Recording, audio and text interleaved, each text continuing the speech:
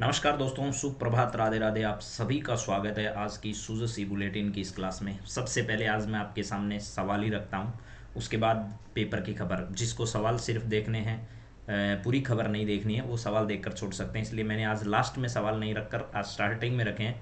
देखते हैं आप लोगों का क्या रिस्पॉन्स इसके बारे में रहता है, कि आपको पसंद आते हैं कि नहीं आते। तो आप सबका स्वागत है राजस्थान करंट अफेयर्स की क्लास में। एक बेहतरीन क्लास आप लोगों के सामने रखने जा रहा हूँ।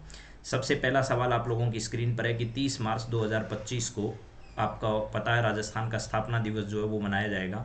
तो ये राजस्थान का जो स्थापना दिवस है, राजस्थान दिवस या राजस्थान स्थापना दिवस जो है, ये हिंदी मास जो है उसके अनुसार कौन सी तिथि को मनाया जाना है। चैत्र शुक्ल प्रतिपदा को, चैत्र शुक्ल द्वितीया को, चैत्र शुक्ल तृतीया को या चतुर्थी को।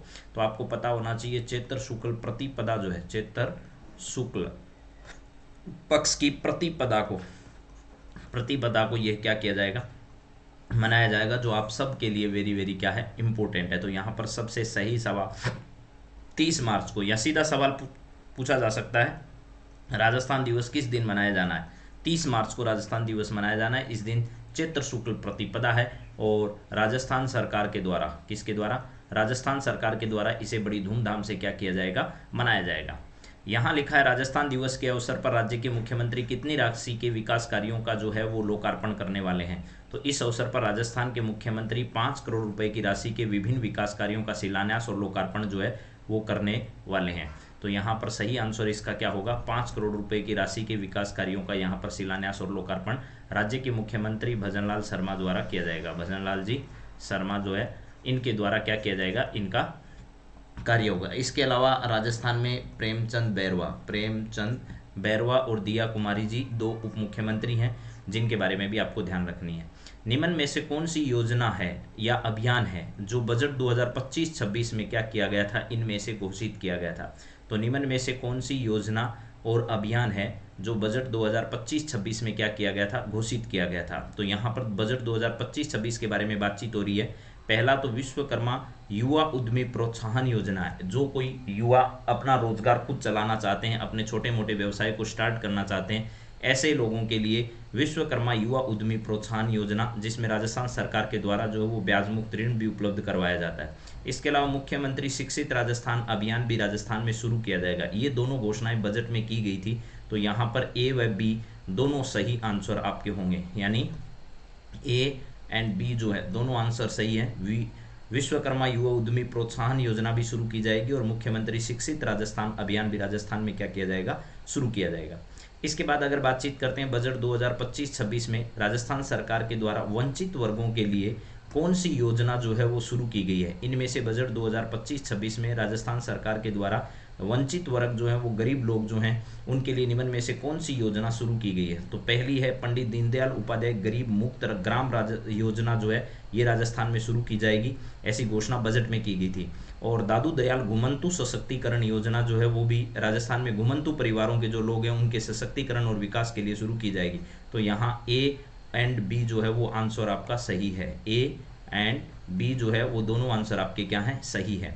इसके बाद अगला सवाल है राजस्थान सरकार के द्वारा राज्य के बाहर उच्च शिक्षण करने हेतु जाने वाले छात्रों के लिए कौन सी योजना शुरू की गई, जिसके तहत फीस का पुनर्भरण जो है वो सरकार के द्वारा किया जाता है। तो ये योजना कौन सी है, स्वामी विवेकानंद स्कॉलरशिप योजना, कालीबाई भील स्कॉलरशिप योजना, रानी लक्ष्मीबाई स्कॉलरशिप योजना या राणा प्रताप स्कॉलरशिप योजना। तो इसका सही आंसर है स्वामी विवेकानंद स्कॉलरशिप योजना है। उच्च शिक्षण के लिए राज्य से बाहर जाने वाले बच्चों के लिए राज्य सरकार के द्वारा शुरू की गई ये योजना है, जिसके तहत फीस का पुनर्भुगतान किया जाता है। तो ये 5 सवाल बड़े आसान सवाल हैं और यही आज के सुजसी बुलेटिन में जो है वो होने वाले हैं। तो 18 मार्च 2025 के सुजसी बुलेटिन में जन कल्याण को समर्पित होगा राजस्थान दिवस। 5 करोड़ रुपए के जो हैं विकास कार्यों का लोकार्पण और शिलान्यास किया जाएगा। 30 मार्च को ये दिन मनाया जाएगा और इस दिन चैत्र शुक्ल पक्ष की प्रतिपदा होगी। गरीब युवा अन्नदाता नारी और शक्ति का कल्याण राज्य सरकार की क्या होगी, प्राथमिकता होगी। बजट 2025-26 में आगामी राजस्थान दिवस जो आने वाला है 30 मार्च 2025 को चैत्र शुक्ल प्रतिपदा इस दिन होगी।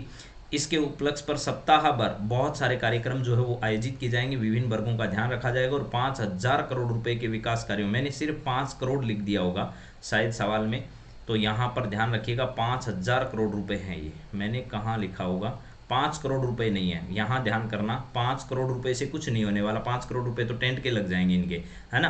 5,000 करोड़ रुपए है ये।